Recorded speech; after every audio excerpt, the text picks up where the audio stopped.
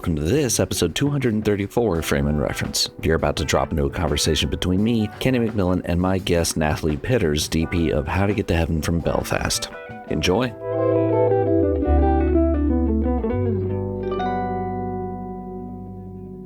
I saw you, big metalhead.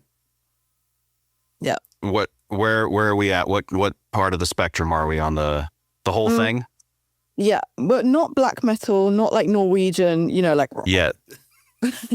Like my gateway drug was new metal when I was like Korn 14. and stuff? Yeah. And then that, I think the music you listen to when you're a teenager becomes the music you listen to forever. So that's, the thing is I don't actually keep up with the new albums. I just kind of listen to the old albums over and over again. But yeah, probably the hardest I'd go is like Pantera, Slipknot.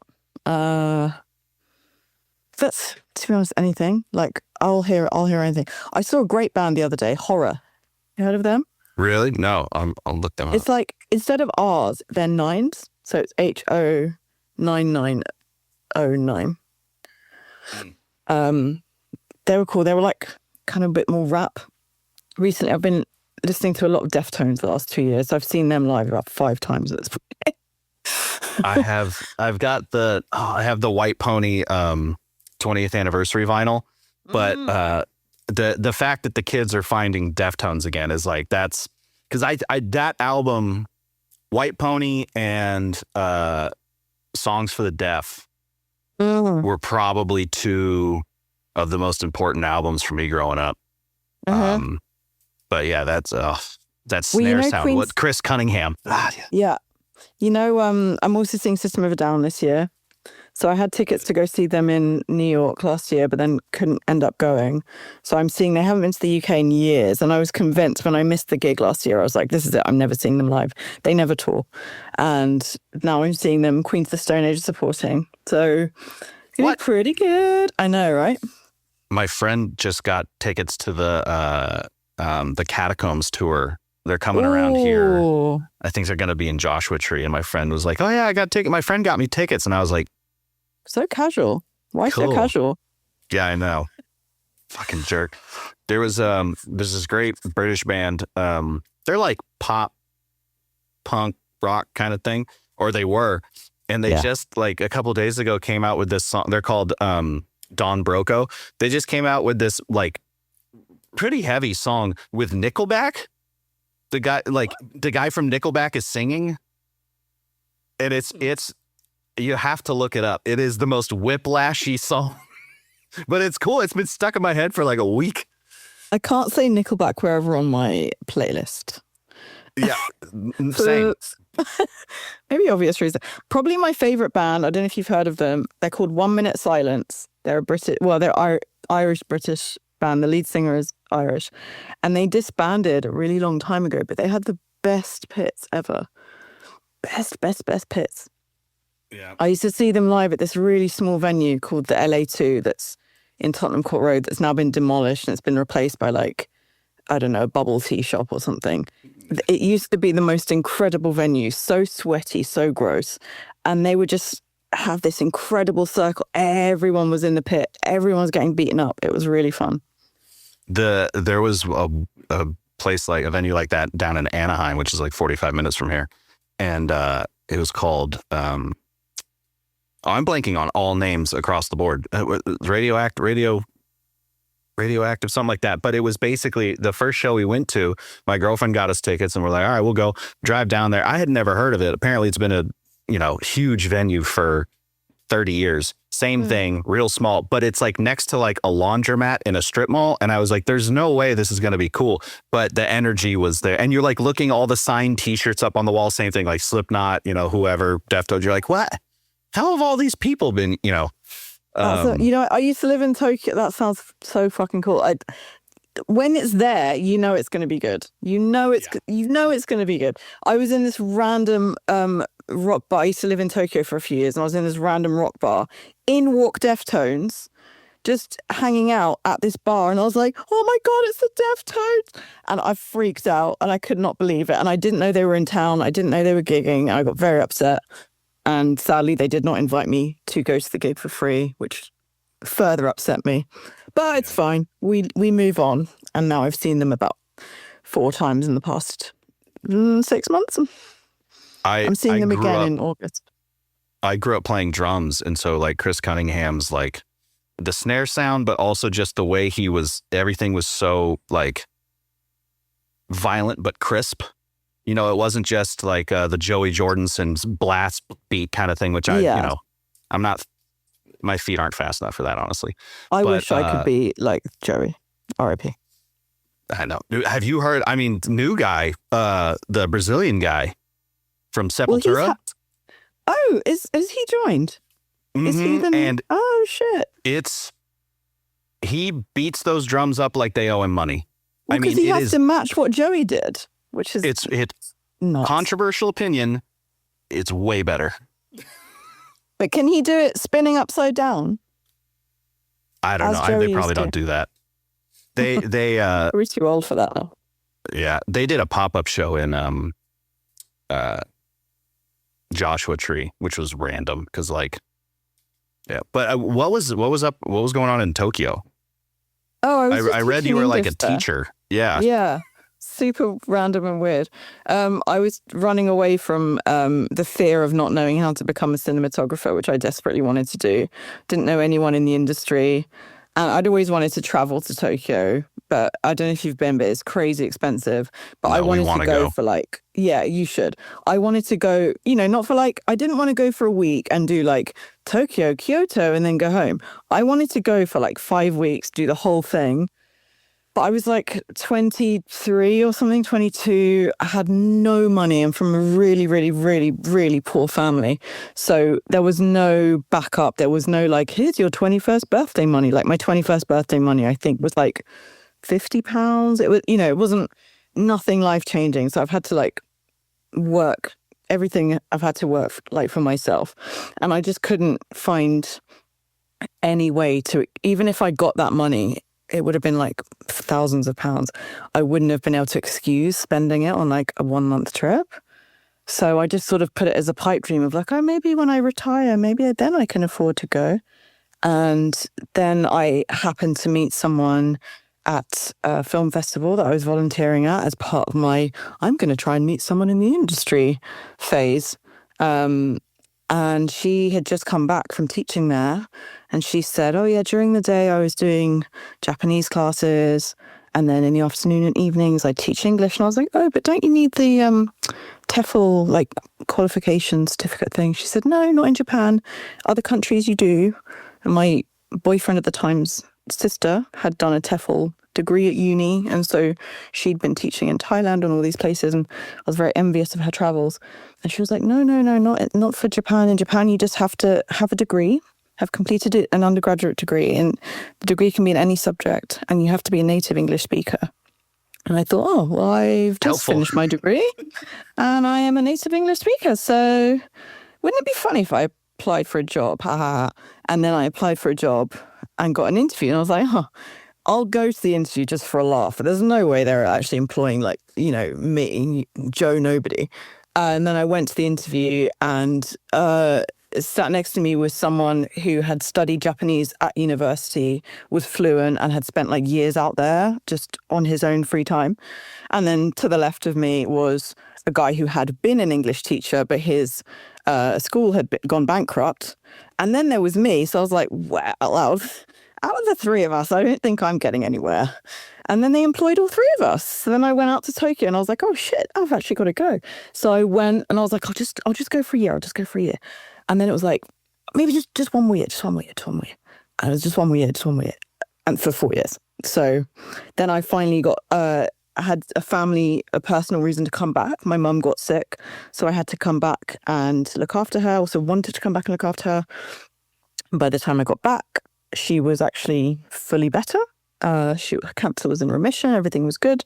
So then I thought, well, how can I make, I've left a life I really loved over there. How can I make a life here that I don't really want to be here right now? I'm only here because of circumstance. How can I make this work for me outside of just, helping my mum? And then I thought, okay, you know what? Just apply to that bloody film school that I've been hanging onto the brochure for like 6 years. Just fucking apply. So I applied and got in, and then the rest was history, and that was in 2014. So yeah, That feels relatively recent. Yeah, it's like 12 years ago.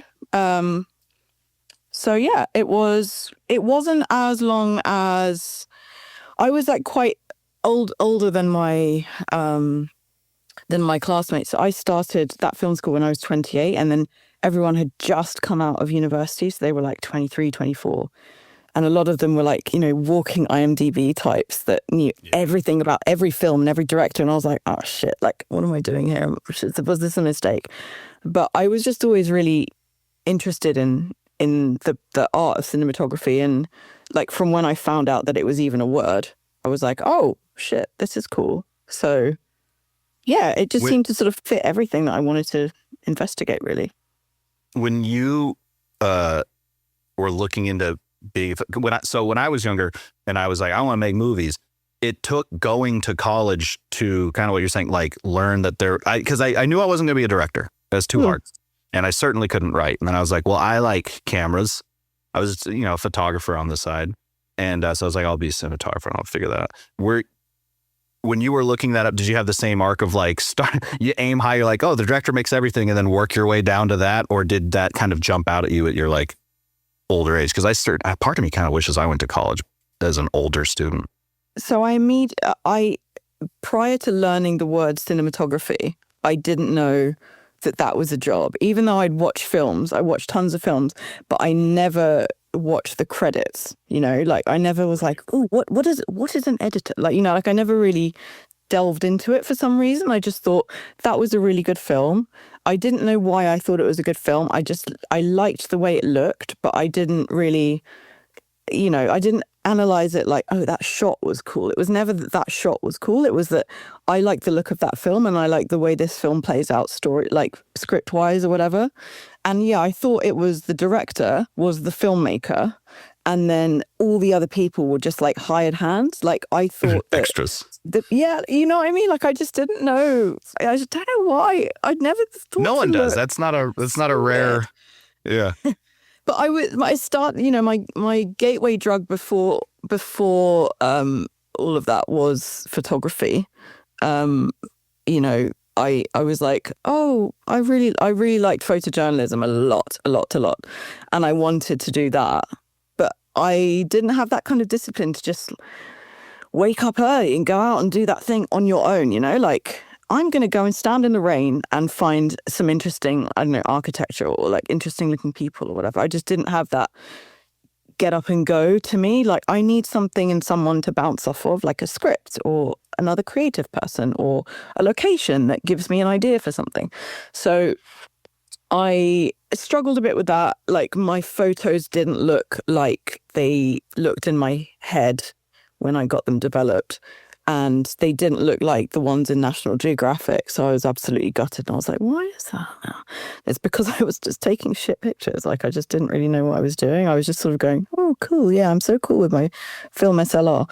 And then, yeah, just, I don't know. Like I did a bit of gig photography. Like I started taking a little camera to like some metal gigs and stuff and taking some really cool pictures of that. And then I somehow ended up as a nightclub promoter in central London, like mini skirt and heels, sort of parading around Soho going, hey guys, come to our club. And then I was taking photos for other nightclub nights, and I was doing the like slow shutter, like lighting drag. Shtick We've that had we all the same career. We've all done it. So including the skirt. Exactly. I can imagine. So I feel like I was sort of deeply basic for a very long time. But sometimes you just have to be basic just to get the ball rolling, I guess. But also that I'm just laughing because I did the exact same fucking thing. The all of those like club photos were basic in technique, sure, but I think the fact that you could share them so readily on Facebook and use those as like A, promotional tools for the bar, but B, as like a portfolio, and especially you got all these hot people in front of you, they look great, the lighting looks interesting. I think that was a pivotal time for folks like us who had a camera and, you know, the means, because most people didn't. Like even in, you know, 2008 to 2012, most people didn't have DSLRs really. They had point shoots. Like you'd go, you know, when Facebook and MySpace and everything was around, like you had just small, tiny baby camera that just had a very like obnoxious flash on it. And then people would share an album with like 622 photos from that night. Yeah. They were all shit. All of them were shit. We were not curators. We were not, but I just enjoyed taking the pictures. Like, you know, like I just went on eBay with I took £100 out of my student loan money and for university and just bought like a big bag of expired film, and I did like a darkroom course. I just wanted to do something visual, and like I was studying history of art and like going to paintings and looking at paintings and going to museums and galleries and things like that. And so I just liked looking at images, and then I got a bit then I was feeling disconcerted by the fact that I liked looking at images so much, but then when I'd make those images, they weren't as pleasing to look at, and I got really upset. And I bought a Canon 7D when I was in Tokyo because, as you know, you can imagine Tokyo is a very, very beautiful, visual, gorgeous place. And I was deciding between the 5D Mark II or the 7D. And I went with the 7D because, you know, all these things online were saying, oh, it's much better for video, X, Y, Z. So I bought it for video. Barely took a single video. Like, my boyfriend at the time was like, hey, just make a stupid video. Like, I don't know, I'll come out of the bathroom and I'll pretend to fall over or something. And I was like, I can't do it. It looks shit. And if it looks shit, then I'll never be a DP. So I was just resigned to be like, even though it's literally just me in I don't know if you've ever been inside a Tokyo apartment or seen the inside of it. Tiny. Like, you know, I think it was like 4 by 4 meters. That was my entire flat. Like, that was it. What's that in feet? 10 feet? I was just times 3. 12 feet, something like that. Tiny. Yeah. Basically, you can get like a double bed and it's very small. It's the size like, of this room, actually. This is 12 by 12. Okay, it's smaller than your room. Your room looks bigger. So I was just in this tiny, tiny apartment with like 2 desk lamps, wondering why my, you know, shitty film doesn't look like something that I've, you know, Christopher Nolan just made. And just feeling very like, oh, well, I guess that's a sign from the universe then, like it's never going to happen. But going to film school was interesting because when I first got to film school, and they started to teach us very, very basic techniques. So, you know, you went to film school, right? Yeah, so it was like, you know, we'd have like classic 3-point lighting. We'd have very, you know, like 800-watt red heads or something, like nothing huge and flashy. That little Totolite, that thing that would burn up anything you put within 5 feet of it. Yeah. 100%. So we'd have like those, and then like Kino flows that we had to keep changing the tubes out, and we'd be like, oh, we're going to salt and pepper them with like tungsten and daylight. We're so cool. Oh, yeah. I'm bringing back all your trauma. The same life. Yeah. So like once I started understanding about lighting, that's the thing that had been missing. I mean, I was definitely missing composition for sure, but lighting made me want to do better composition. And so now we had a set build of a room and I could light through it. And it was before I knew about like, you know, diverging beams and the fact that looks like really fake lighting, whatever. But I remember the first time we turned on a big light outside a set, you know, window, and those streaks across the floor. And I was like, holy shit, this is what it is. You have to put lights in. Okay. And I didn't realize like all this equipment was involved. And like, even like an old friend of mine, I showed her my graduation film once and she said, God, it's so lucky that you had a sunny day that day that you filmed. And I was like, mate, no, I was the sunny day. What do you mean? That's my entire job, is making it a sunny day. And she was like, oh shit. So I think it's just something that people don't know. Like, you know, and even if you're interested in, you know, films and things, you don't really know these things. And so going to film school then meant that when I was watching films, I was like, I wonder how they lit that. Like, do you think they had like do you think it's an HMI? What have they got? What are they doing there? Like, why have they, and then it was like, oh, why is the camera moving? Why is it not moving? Why is it doing all this? And then all the questions came. And so then it started becoming quite difficult to watch films because then it was like homework. But at first the homework was really, really fun because I was learning from it. And I felt like, you know, when you learn a new language and it's like, I don't know, you learn the Spanish for candle or something, and then you like walk past someone and they're talking about candles, and you're like, I know what they're talking about. And For me, it was just all ordering drinks at bars. Exactly. In Spanish. All of a sudden I felt like I was in on the secret. Like the secret is you need to put a big light really far away, and then you get this like black bit of material that cuts off some of the light, and then suddenly I was all in on the secret, and that made me feel inspired to continue and felt like I could continue because it's just something you have to learn. Like this morning I had my very first driving lesson ever, and it went really well. And I only stalled once. And it's been this whole thing that I've been building up for like 20 something years. Like that I could have been driving 23 years since I could have learned to drive. Haven't. And I've just been building up in my head as this big, big, scary thing that I can't do. I can't possibly do it. Other people can do it. It's not for me. And then I did it and it was fine. Like I'm obviously still a bit shit, but I'm going to get better.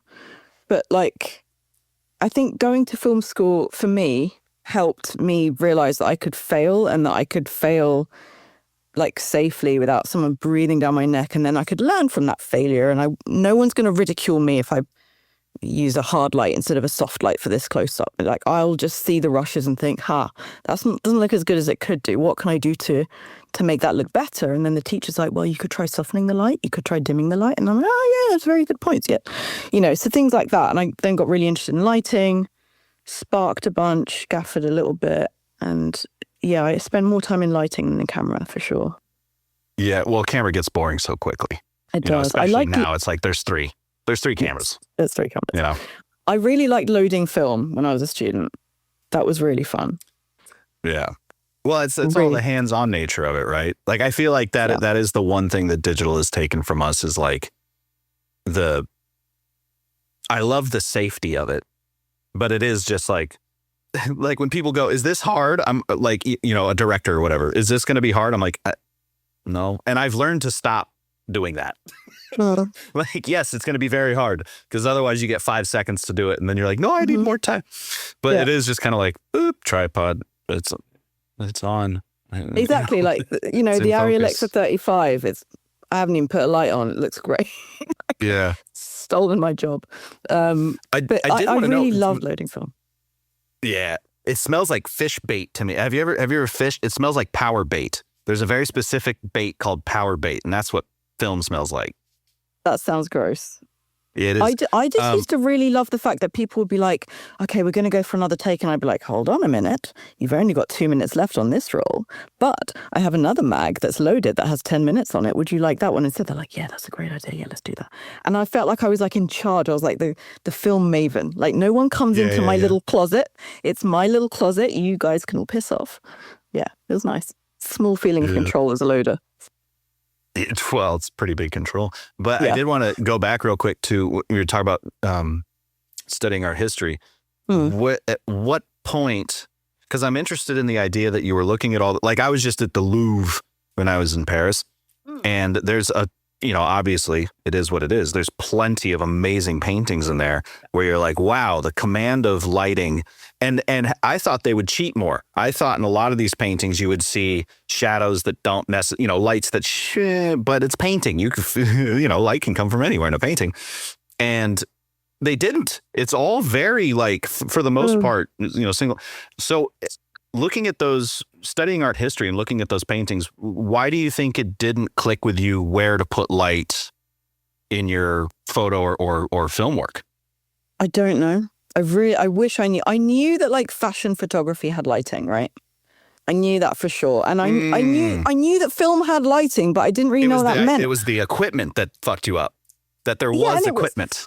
And it was also like, I knew that they used lights in filmmaking, but I thought that was just to raise the ambient. You know what I mean? I thought it was like, oh, we turn the house lights on. And so then I tried to make my film turn the house lights on. Looks like shit. So I was like, wait a minute, why does this look like shit? Oh, because it's spilling all over the place. Because there's no control, there's no shape, there's no direction, there's no contrast, there's no nothing in here. If that was a waveform, that would just be flat as a pancake. It was awful.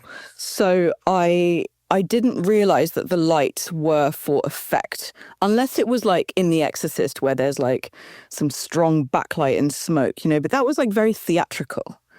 Yeah. And so, and like, you know, your average film, like say The Graduate, right? Average as in it's very, very good, but it's not a super theatrical looking film. Right. I just thought they turned the house lights on. I thought that, you know, I knew a bit about aperture and film speeds and things. So I knew that film speeds were slow in those days. And so I thought that what they did was they just had a powerful light that they just shone at the ceiling or came through the windows just to give more ambient. But I didn't realize, you know, even things like rain, I didn't realize that rain was deliberate. Like, not until I got into it. I was like, oh, well, it's lucky they had a rainy day that day. It's lucky there was a storm. And, you know, they were all filming in this perfectly timed storm that the times with the boyfriend leaving and flying to another country and the crying scene, you know, like, I just didn't realize. Then once I realized, I felt like such an idiot. I was like, how did I not know? You know what's funny is in The Matrix, you know, when Neo's waiting for them to pick him up at the beginning in the car and there's like that big sheeting rain. In my head, I was like, I know that's fake rain. But then in Fight Club, when they're driving around and they're about to crash the car, I, for whatever reason, thought that was like a process car. Yeah. And it's literally like two guys with 2x4s and a hose. Yeah. Yeah. Like, exactly. It's crazy what you can do. Even like the last 2 weeks, I've been working pretty much back to back, which is why I'm was available for your schedule change, because I am not leaving the house today. I've been bed rotting all day. It's been delightful. But like yesterday, the final shot we did on this short film, I had a moment of like resignation, like, oh, well, the wall is white behind her, so there's nothing I can do. And then I was like, wait a minute. This is a film. I could do whatever I want. And so we had this tapestry and I was like, let's just bring the tapestry like close to her and just pretend it's on the wall. And like, it looks natural. It looks like she's standing in front of a tapestry rather than standing in front of an incredibly boring white wall. And so it was like, every now and again, I just forget that I can do anything. Yeah, do whatever you want. But that's what this show, the How to Get to Heaven from Belfast, was great, because I could just kind of do whatever I wanted in a way, but like we just put random colors in, and it was fun. I wanted to ask about that because I remember I was doing research and you had talked about the like what, how, and why stages of your career. You know, you know, what am I supposed to do? How am I supposed to do it? Why am I doing it? You know, which I've never heard anyone be that succinct with it, so I'm keeping it. But you know, with a show like this where there is so much like visual fun going on for the most part, how do you keep it from being muddy? You know, you like you said, you can't just turn on all the lights, and especially all these colored lights. You know, you say Alexa 35, and it probably. Yeah. So good, you know, you've got good color separation on the sensor. But on top of that, did you find yourself kind of reverting back to the how, or are we still in Y mode, or was it this a new fourth gear? It was a weird new fourth gear, because there wasn't a Y as such, because the story was so fun and strange and tonally going up and down everywhere. Like my 3 episodes, we have like a road movie caper, we have slapstick comedy, we have like suspense, we have action, we have all these things, all these genres that require very different types of shooting, and we're not shooting it in that way. So for example, like the car exploding, we didn't shoot that like an action movie. And the soundtrack is an action movie soundtrack. It's like Dolly Parton or something. So like we were sort of genre bending a little bit. And so to keep it from being muddy, we genre bended with the lights also. So sometimes like when they're in Dublin Cathedral, I can tell you right now, Dublin Cathedral's priest room, what's it called? Sacristy, whatever. There is no purple light there in real life. Sure. Yeah. I put that there because we thought, why not? Like, it's just fun. It's whenever we could inject some cool colored light, we did.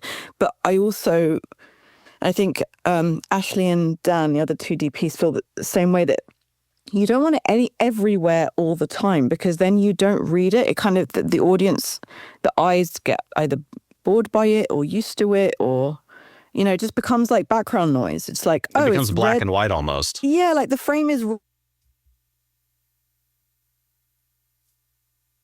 red, purple, blue, and whatever all the time. Like, no, sometimes you want to lean into the naturalism and then throw a light in there for comedy, or like when we were in the airplane set, like, you know, I threw a warm light in, because when you fly, you're above the clouds, it's usually like a warm, hard light. And then I wanted that to contrast, because they were flying in Portugal, that I wanted to then contrast it with flying back to Dublin, where it's like grey, just plain white outside. So I wanted that contrast, and then like have a bit of sort of like, I don't think I put blue, but I put like a very cool white that was reading a little bit blue, rather than like primary blue. So sometimes I'd lean into like naturalism, and like in episode 4, we have all these explosions, and then sort of it ends with like this big yacht explosion. And so I wanted a lot of fire color. I wanted fire elements. I wanted actual fires. When we scouted the restaurant in Malta, where they're sort of for Portugal, where they're all sat around with a little box thing.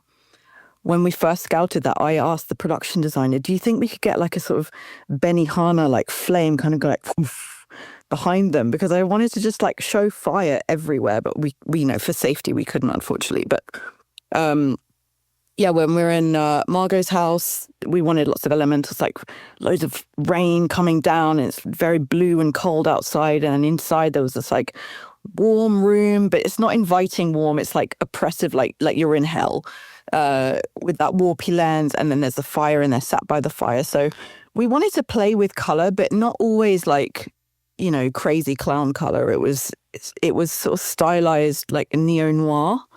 And I just really enjoyed getting the chance to not have to always be motivated with it. Like, most of the time when I use colored lighting, it's like, oh, we're in a nightclub and there's, you know, it's like colored park hands or something, or like there's some neon sign behind them. So I carry that with like a light matte spectrum or whatever, just to kind of boost that pink or whatever on their face. But this time it was like, no, you know what?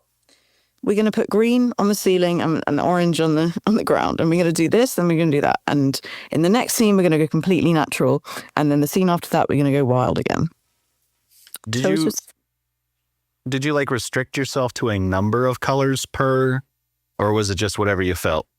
No, and I think it was kind of whatever the script needed. Like, so scenes where we have, for example, adult Greta, you know, she's trying to escape this life, and it's all quite serious and quite sad, and she's left her daughter, and, you know, she's scared and all this stuff. Like, it didn't feel appropriate to have crazy color with her, because it didn't feel, it felt like it would take away from the performance a little bit.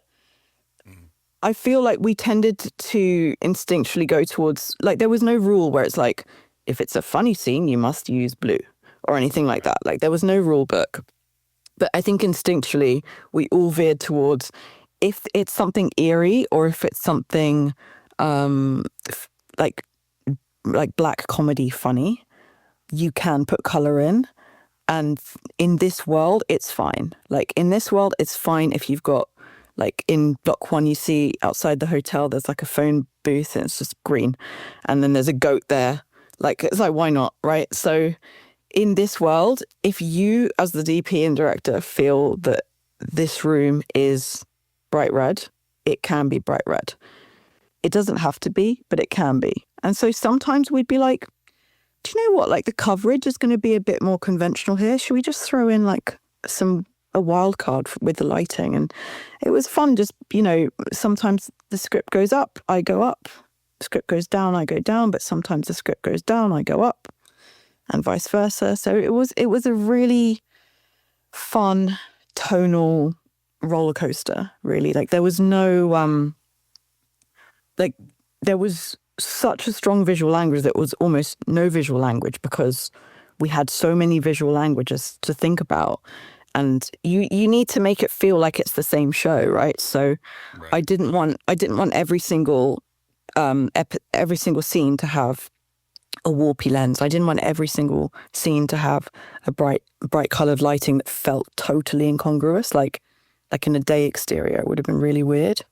But then whenever we couldn't go weird with the lighting, we'd go a bit weird with the camera or should we just try something? Even like with the sound design, like they'd try something weird. So I gotta give you credit.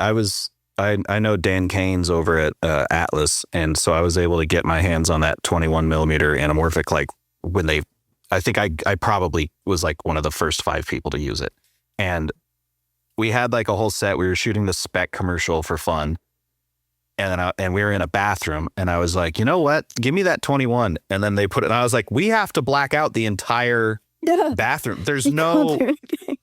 It's everything. All the crew have to go into like the house next door. Yeah. Well done using that at all. You know that so George and I, because we were block 2, you know, there's always every show, always a little bit of nervousness from the grown-ups. Is block 2 gonna look like block 1? Is it gonna feel like block 1? Have we fucked up by hiring a different team? Should we just keep the same team on? When they'll do every other, like. Yeah, so it's like, you know, luckily this one, it was like 1, 2, 3, then 4, 5, 6, then 7 and 8.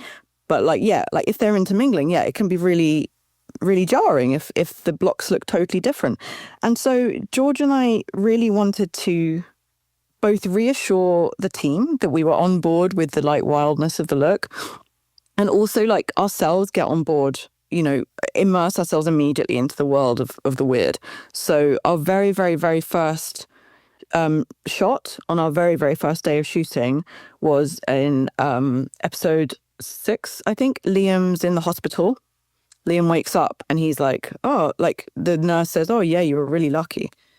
And so the first shot we did was the one that comes off the like curtains and sort of finds its way into the room. And we just put the 21 on. We were like, fuck it, let's go. Let's do this. I had no way of lighting that. We just had some tactiles in the ceiling, but I couldn't light it from outside. So I was like, let's just do it. Let's just go mad. And every now and again, we just look at each other and be like, should we put the 21 on? and then I'd immediately regret that decision. I need some privacy. Let's get that on so everyone leaves. Yeah, exactly. Yeah, I really stitched myself up with that lens a few times, and I was like lit the room beautifully, and then it was like, oh, should we go wider? And then I was like, oh no, what have I done? You know, it was cool. It is cool. It's a cool looking. I liked also the like kind of diamond bokeh. Some of those lenses can have. It's kind of neat. But I know that some people really favor naturalism in shooting style, and they find, you know, flares distracting, or they find warpy lenses distracting, and they find chromatic aberration distracting and things like that. But you know, if you're watching, if the whole show was only shot on the 21, I think, you know, your eyes would bulge out. But I think it's fun. That show tonally is so fun and so strange and so cool that why not put a fun, weird, cool lens on? It's like, you know, that lens allows you to see a scene like your eyes could never, ever see it. And I feel like Lisa's script does the same. It allows you an insight into people's behavior and motivations that you're like, I've never seen a person behave so awfully. But fuck it, let's do it, you know? Like, yeah, it's like not real, like, it's like heightened naturalism, you know? Like very gothic and fun and cool. Yeah. Well, and it also, I think that lens, well, sometimes this will happen to me where I have three questions, and then now I have to try to pick one. Because,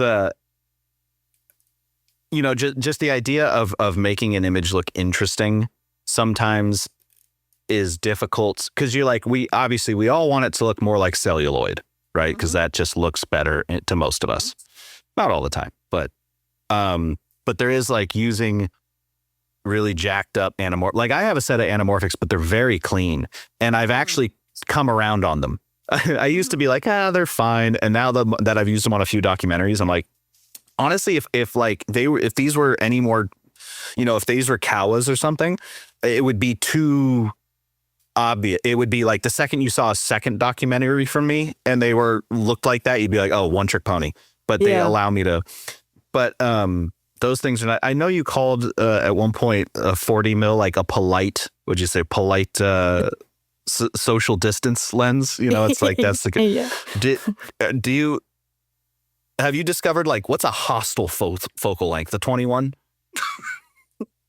21 mil anamorphic is quite hostile. That's basically a 10 mil fisheye view, isn't it? Or like a nostalgic focal length. I find it weird using 18 mils inside. I've always found that. I mean, especially on a mini LF, for example, or on a large format. Sure. Weird. But like then the favorite goes and uses an 8 mil lens and it's cool as fuck. So I don't know what my problem I need to get over myself. That's the thesis of the yeah, whole talk. That's the whole. Get that's over my yourself. career, and that's just if my memoirs will just be that page. Yeah. I'll say, "Get the fuck over yourself," and then the end. I don't know what it is. I feel like it's because when I have an 18 mil on, it's usually. I feel like I'm shooting a theatre stage.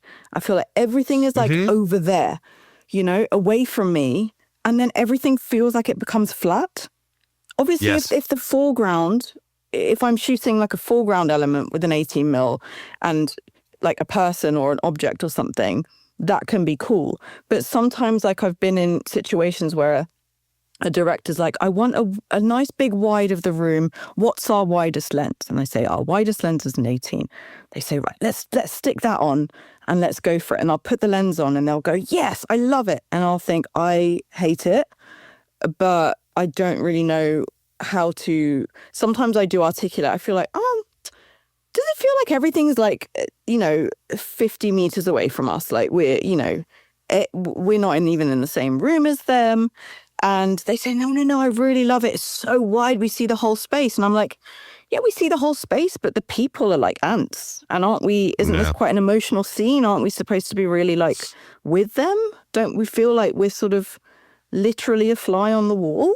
Like, does that fit tonally? And then sometimes, I don't like argue with directors. If that's what they want to do, then we'll do it. But, I feel like it's my job to sort of chip in and go, okay. And yeah, I don't think I've ever successfully used an 18 mil inside, even in like a really, really large space, without feeling like I went a bit too wide.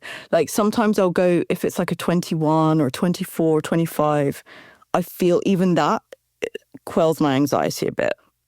But when I go 18 or God forbid, Panavision, 17, 12, all of this stuff, I can't handle it. I keep, especially because I do primarily docs now, I find I have to keep reminding myself, like, my personal proximity to the subject is what I need to think about. And then the lensing is how I want to, the lensing is how we're going to make the audience feel what we're trying to feel. My proximity is going to tell us whether or not, like, I guess it's like base emotion and then accent emotion. Like base emotion is proximity to the subject, and then accent emotion is the lens choice. Because if I've been doing a lot of stuff where I have to be in the car with the subject, and it's like the difference and we're always in the same two seats, but now I've started like really getting in front of them and then like, here. Because they're having very difficult conversations on the phone about important things. And it's like, this is more interesting than, like you're saying, if you were to hit a 18 in there where you can see that they're in the car. It's like, I don't care if they're in the car. Yeah, I want to know what's going on in their head. The car, who cares? No. Yeah, I don't know. But it's also, recently I've been thinking a lot about like my practice as a DP and my choices. And I realized that some of the films and TV shows that I love the most, like for their cinematography, haven't really done anything crazy. They haven't done any gimmicks. They haven't done any gimmicky lighting. They haven't like attached a camera to like someone's cigarette and, been thrown into a bin and been picked up by a dump truck. Like they haven't done anything crazy like that. It's been like mids, a couple of mid close-ups, some wides, maybe it's a handheld tracking shot, maybe it's like a wide establisher, maybe you're tracking from on a dolly like towards them or away from them, and in a way quite conventional. And then the lighting is quite naturalistic. And I feel like those are the things that, people go, oh, it looks great, it's great cinematography. But it's like, it's almost like the DP hasn't done anything, except I know they have. I know how hard it is to do that. But it looks like they haven't done anything, And so like when I was shooting this show, I was doing the full opposite of that. And it felt like I was doing like a new type of cinematography for me. Like I've never shot like that before. I've always tried to sort of heighten the naturalism a little bit, or try to be a bit restrained and things. And this one was like totally new experience for me. And it made me wonder what I like. I don't know what I like anymore, because I really, the things I thought I liked, the things I think I like doing are never the things I like watching. You know what I mean? Yeah. Like the films I love watching, like the way Roger Deakins shoots, for example, really naturalistic, not gimmicky. And even like, 1917 was meant to be like a one take thing, like, but it's not a gimmick. It's part of the script. It's part of how the story should be told, right? But he's it's a very not doing efficient camera movement there too. It's not like absolutely. Exactly. It's not like he's sort of rotating on the ground and then like, transitioning through someone's eyeball or something. It's like everything is very normal, but it's such well done normal. It's like so I really love cooking. I cook a lot. same. And like, so if someone makes you, or if you make a really gorgeous, beautifully seasoned roast chicken, I think that, for example, beats like miso gochujang butter caramel ribs with 20 different herbs and spice. Like, yeah, that stuff's fun, every now and again. But like, I actually want the really well done simple stuff, like the basics, but done expertly.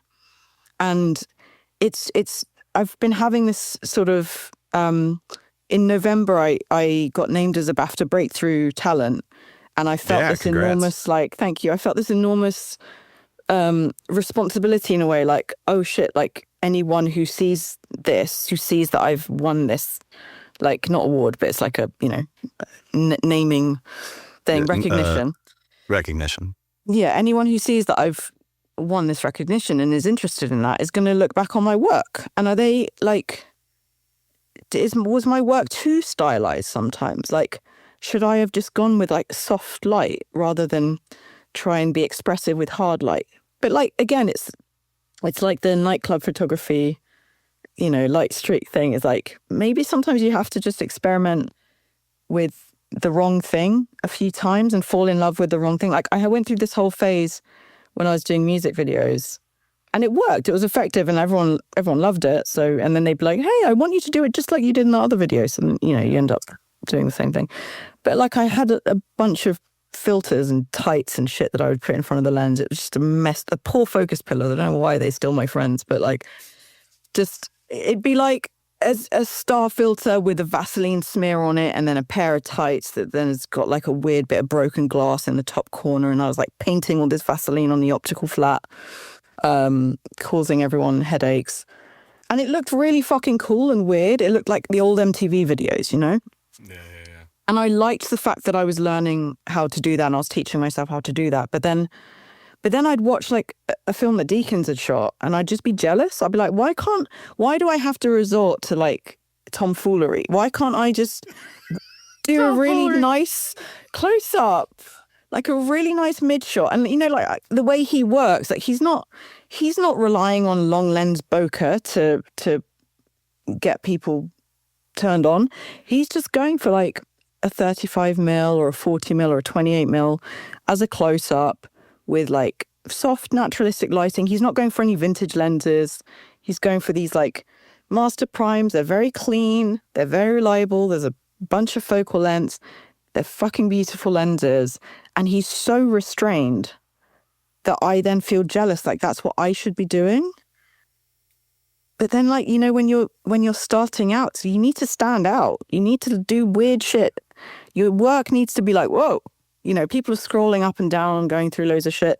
They need to see your thing and go, ooh, what's that? That's like, you need to almost be like magpie bait, And I feel like I was magpie bait for such a long time. And now I just want to be like quite restrained and normal. But I feel like I'm not I'm allowed to be, because then it looks like I haven't done anything. And then I blend into the background. Well, that I think you're spot on. Also, that made me think of so many things. Like, first of all, the idea that like, oh, you're going to get hired over and over again to shoot that style of music video. That's basically what Deacons did.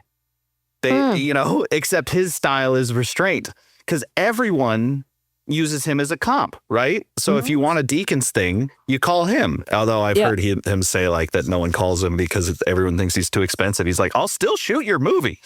I need to work. I love working. But the magpie bait. The other thing too, I think, to your credit, is there's been a lot of sameness happening visually in the world. And I'm in touch with many students, film students, oftentimes usually online, and they all are like sick of that. Now, like us, they'll probably come back around to it. But I think because they're just inundated with, obviously, there's so many streamers, there's a lot of shows, there's a lot of everything, that whenever there's something new, heavy contrast, noir, lots of colors, whatever it may be, they get really excited. So I think you're at the forefront of that trend. Kids are wearing Jinko jeans, they're wearing No Fear t-shirts, Deftones are back, and I think they want colors and hard. Yeah, it's 2006 again, and you're in the front, baby. I better go buy Apple stock. Yeah. Oh. Yeah. No, I think it's true. I have the other problem of like, I don't have anything. I have no magpie bait. And I did have some fashion stuff that looked pretty good for a while, but that's the hard part of building the reel, is like, I didn't do enough in any one category. So the reel is just fucked. It's like, I showed it. I just edited one a few months ago, and I like showed it to a bunch of friends who are way more successful than me. And they're like, hey man, this is like 2 reels, maybe 3. And I was like, but then it'll only be a minute each. And they're like, yeah, probably That's just fine. do that. That's fine. I don't need to see everything you could do. And I was like, okay. But then you see something like, so I've only watched, I'm always very late to watching things. I'm terrible.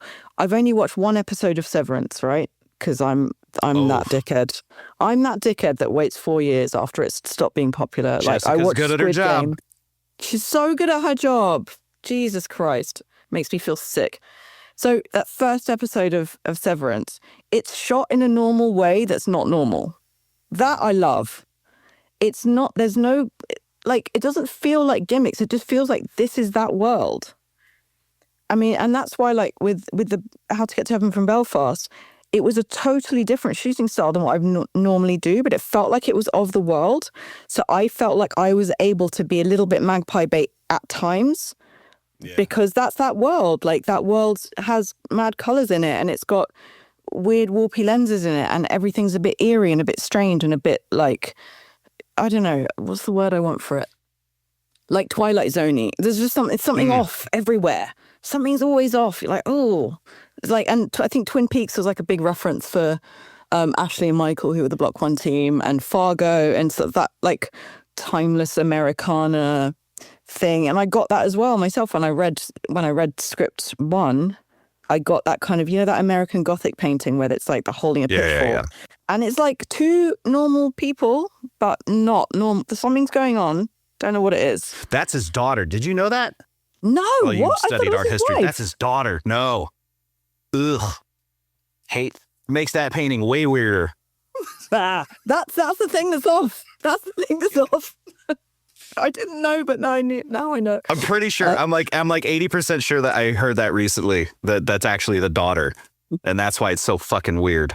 But I could be wrong. But I'm pretty sure. Because I go between, like, with photography, I go between, like, the Magnum photojournalism where it's like war photography, and it's all very like. I've got one Magnum photo right there. Actually, in the closet, it's one that was marked up. It's like they sold this series where they had, like, when they went to go print them. They would do like the markup of like, plus 1 like here, minus 2 here. Yeah. Oh, cool. Anyway, but sorry. Like, you've got like Sebastião Salgado, where it's like an epic, epic scene like in a mine, and there's thousands of people and they're all sort of in synchronization, and it could be a Jamie XX video as well. And then there's like Soul Lighter, and it's all out of focus and through steamy glass and stuff. And I just feel like I like too much stuff. That's why I feel like I'm still in the Y stage. Mm. You know, because maybe I'm still in the house stage. I don't know. Yeah, I'm still in the house stage. You sort of go back and forth. I don't know how Saul Lighter does all that, because the Saul Lighter stuff too is so contrasty and colorful a lot of times, and it's like that looks photoshopped, but it's from the 50s. Yeah. What? Or 60s. It's right? Was he 7? Anyway. Whenever I do, some of my friends who are directors who I've worked with just crack up every time they see like a shot that I've done through a window. Because I always fog up the window. I spritz the window. I put all this stuff, like my nickname for a bit with my camera assistants was Chutney, because in the UK we say like, get rid of that chutney. It's like all that shit. Get rid of that chutney in the corner. So I would just throw chutney on the lens, just like, like I said, like a filter and a sock and a this and a that. And then on the glass, I'd be like, let's spritz it. Let's put some Vaseline. Let's do this. And it looks really atmospheric, and it's very like, very stolen from Soul Lighter, like fully plagiarized from Soul Lighter. But then I'm like, but maybe I want to be more like Sebastião Salgado and do like The Revenant and, or like Train Dreams. I watch Train Dreams. It's stunning. Like, maybe I just want to do this kind of slow, poetic, thing. Like, Tone but then poems. I watched The Favourite, and I'm like, maybe I want to just be weird like Robbie Ryan. And I don't even know what I want to do anymore. I just want to do all of it. I've interviewed so far every single person you've named except Deacons, so you can go back and listen to what their opinions, because I've learned so much from them, and we seem to have had the exact same career. Well, you've had a nicer career than me, but mentally, the same. I gotta go, because again, the car's gonna blow up on me. But I did really quickly. It might not be a quick answer, which is fine. But I did. Am I right in hearing that you basically it was like a weekend between shooting your last gig and this show? So with something that was this expressive and this, what was pre-production like? So the weekend was between day one of prep on this show and last day of shoot on the last show. So you've got your days is that? I had like 5 weeks of prep. Oh, okay. Yeah, so it was like day one of prep, but like no, God no. Oh my God, no. Okay. No. I wrapped a very different type of show, Brian and Maggie, which was the one I got the BAFTA breakthrough for, and that was with like legendary, very experienced, much older director called Stephen Frivers. He's like in his 80s. It was period. It was about Margaret Thatcher, and it had to sort of follow a certain faithfulness to that historical period. And then we had, on the one hand we have that, and then I had this show. And day one, so it was like Saturday night, we wrapped on Brian and Maggie at like 7 p.m., 8 p.m. Monday morning, quite early, like 7 a.m. or something, I was at the airport getting on a flight. Like I'm, meeting the director for the first time since the interview a month before. We obviously haven't spoken in that time. I've been shooting and, we're not officially in pre-production. So we're kind of not really allowed to be like talking too much about stuff. And so I was meeting everyone, a production designer, producer, director, VFX guy. Like I was meeting all of these people, meeting all of these people for the first time at the airport, getting on a flight to Malta, a 3-hour flight to Malta. When we landed in Malta, a van picked us up and we immediately scouted the locations for episode 4, for Portugal scenes. But Malta was always going to be the last thing we shoot. So this was like mid-August or something, end of August. Insanely hot. I don't know what it is in Fahrenheit. It's over 100, like 110 degrees or something. It's horrible. Yeah. Sweating like nothing else. So we were scouting that we were shooting in November. And I hadn't at that point seen anything from the footage because it was literally day one. You get onboarded and it takes a bit of time for you to get access to certain permissions for certain things and stuff. That's normal. That's like every show is like that. It takes a few days. So I was sort of scouting these The footage things. isn't on Google Drive? Yeah, right? Just screenshot it. Like I kind of didn't really know what I was looking for. And at that point, because I'd received the scripts, I'd received my 3 scripts, I think, at that point. But because I was shooting and Brian and Maggie was quite a low budget production, like, so we were working, you know, over what, like doing extra work for less budget, you know, like that kind of like you have to hustle a bit more. And you have to sort of be clever about things because you can't just pull out the toys. So you have to like really think your way around scenes and shots and coverage and things and lighting plans. And so I'd read my 3 scripts for this show, but not the way like you're supposed to read them. I kind of read them just to know what's happening. And then I read them maybe one more time. And then I was starting to get confused because I'd been sent all 6 scripts so that I knew what happened before. And then I was on the scout and I was like, oh yeah, and then this and that scene. They were like, no, that happens in episode 3. And I was like, oh my God, I need to get my head around these scripts because I'm on a fucking scout with them. But it's day 1 of the shoot and I just felt like my imposter syndrome massively flared up. And I thought, I'm really excited to do this, but have I made a mistake accepting a job when I didn't have time to like adequately prepare? And then I had to really spend a long time catching myself up because the scripts are so complex. The characters, you know, everything, the tonal shifts, everything. It wasn't like, you know, oh, they're in a house and they wake up and they make coffee and it's like nothing like that. It's like, oh, and then they jump out of a lighthouse and then a yacht explodes. So it was like just, yeah, like a bit difficult for me to get my head around it, having just been exhausted off my face from Brian and Maggie, from doing like, you know, you're doing like 12-hour days and then you've got your prep at home and then you've got to come in early because you've got to think about something or other for the day. And then your weekend isn't a weekend because you're prepping, you're worrying about next week. So I just didn't really have time to like do my pre-prep that I'd normally do, where I just like read the scripts and like, get fully immersed in them and like really understand everything that's required of me. And I just felt like I was playing catch up and it was just a bit difficult for me. I can't remember what your question was, but I hope I've answered it. Oh, it was just like what basically walk me through that experience because it seemed just from what I had read, like it seemed arduous. That year, 2024, was crazy busy. So like October 23 to Feb 24, I was doing a TV show called Funny Woman. And then like literally like 2 days after I wrapped Funny Woman, I was doing a Formula One commercial with Lewis Hamilton and people like, then I did a few other commercials. I did a Whiskers cat food commercial that was amazing because I love cats. And I was like literally jumping up and down. My agent told me, I was like, oh my God.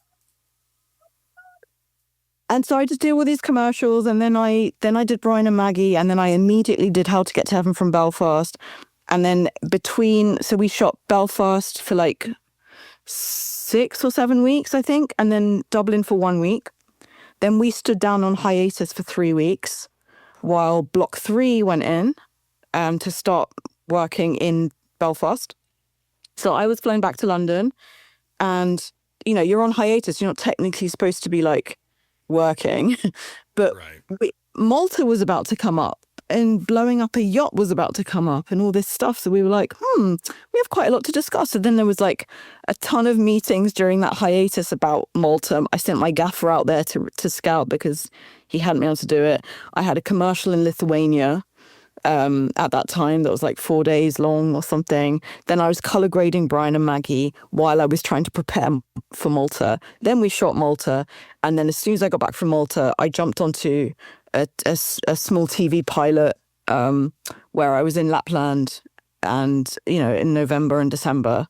I was in Lapland in January, but I was scouting it in November and then shooting just outside of London in a hotel to fake being Lapland.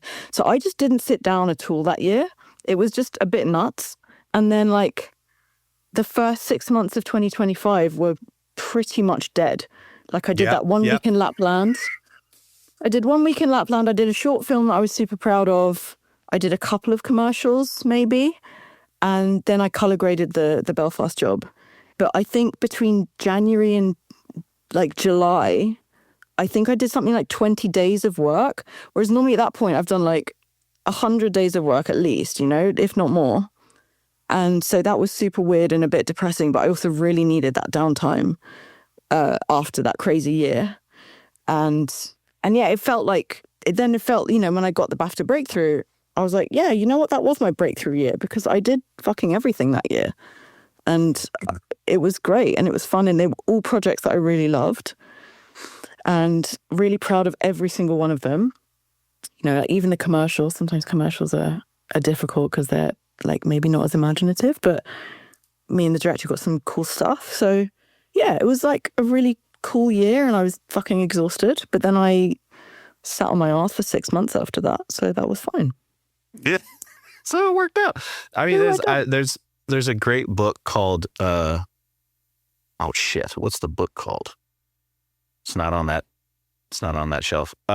Anyway, it's a book about, flow states. Oh, and, yeah. Chick Mihaly. What the fuck?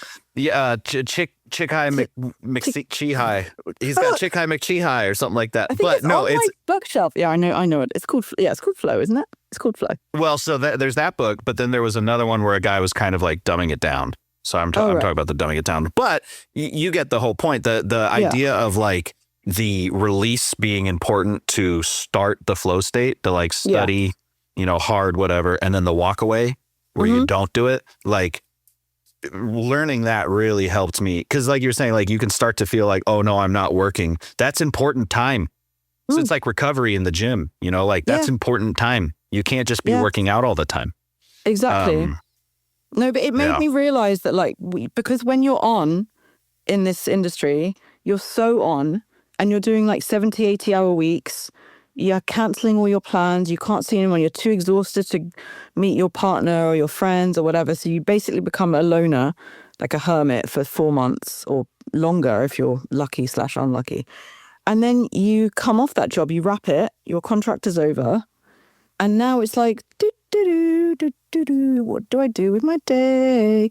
And so I realized this year that I need to be on when I'm off.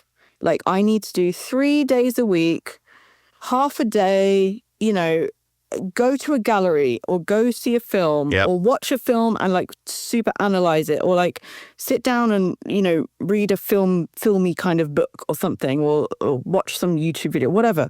I need to do something that keeps my brain in cinematography mode because otherwise I go from like, I become like a standby. I go, and I sort of power down and there's like a sort of red blinking light that's like, when you need to activate me again, when you know, when I have an interview request or something like that, I will go, hello, I'm awake and I'm ready. But until that time, it becomes weird. It's like, I now am a slug who does nothing. Like I don't know how to exist anymore unless I have a job. And that's a very strange thing to do because the whole point of working as a freelancer is that you should be able to have more time to like have work-life balance. So this year I'm trying to go to lots of gigs. So I'm going to see Machine Head again. I haven't seen them since I was 14. I'm seeing System. I'm seeing Metallica with Pantera. I'm seeing this really cool band called Tinari Wen. I don't know if you've heard of them. They're awesome. They're not metal. Another one I'll write down. Where are they from? Are they from Mali? I actually can't remember where they're from now. I'm seeing Fat Freddy's Drop, who were awesome. They're performing based on True Story, 30 years anniversary. They're just playing the whole album. It's my favorite album of all time. I'm seeing Deftones. I'm seeing The Prodigy. I'm going to all these gigs. I'm trying to like, gigs are my thing. So I'm trying to just go to more of those. I spent my 40th birthday just in December in Brazil. So hoping to go on holiday again at some point. But like I've basically just been, you know, the last few years have been so busy that I'm basically fully on and not doing life, just doing work. And then I'm off and I'm too fucking tired and burnt out to actually do either life or work. So then I just sort of like sit there. So this year is the year of like doing something inspirational. I was going to say all that's going to fill the tank when earlier when you're talking about just like not knowing what kind of stuff you want to fit. Like in this off period or where you're just like exploring shit, that's where you're going to find the good stuff. Yeah. And especially not when you're specifically studying cinematography. I always learn in analogies. It's always something else that tells me what I should be doing cinematography wise. Yeah. Whether it be music or woodworking or, some cultural thing or like anything. There's a lot of different ways where you go like, oh, that's kind of like this other thing. And then that's where the fun is. Yeah. Like the roast chicken thing. You know, something I did last year that was really cool. Do you eat meat? Oh yeah. Yeah. So I did a sausage making workshop where I went to Borough Market, which is a really gorgeous market in London, to this really famous butcher's. And I did a sausage making workshop, and it was the most fun thing I've ever done. I made like 10 kilos of sausages, and then I got given some bacon and some black pudding, and then they made like a roast pork crackling thing with me, and it was like 200 pounds or something for like, I don't know, 5 hours. But I just felt like doing something with my hands. It was so cool. And like my gaffer in Lapland had inspired me because he was like, oh, every year I make sausages. He just has a whole day where like him and his wife and their friends come around and they just make a bunch of different sausages. And I was like, that's so fucking cool.